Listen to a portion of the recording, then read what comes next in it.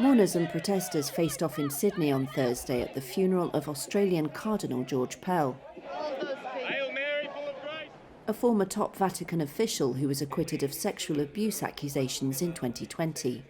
Australian police dropped a court bid to block the protesters after they agreed to change route and gather in an adjacent road to the cathedral. Thousands attended the funeral and many more watched on big screens outside. Pell's body had lain in state since he died in Rome last month at 81. Former Prime Minister Tony Abbott was among several high-profile politicians mourning him. George Pell was the greatest man I've ever known. And if faith means the ability to endure crushing adversity, no one could be a better advertisement for it. That wasn't the view in the park opposite, where hundreds of protesters, many from the LGBT community, condemned the leading Catholic Conservative. Australia's High Court in 2020 quashed Pell's convictions for sexually abusing 2 choir boys in the 1990s.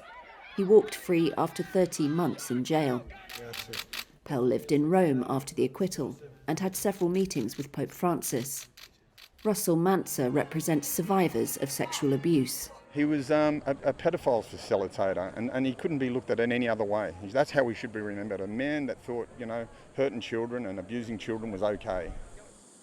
Tensions flared on Wednesday after colourful ribbons tied by protesters along the fence of the cathedral were removed by people from inside. The protesters said the ribbons symbolised the pain inflicted on the victims of child sexual abuse.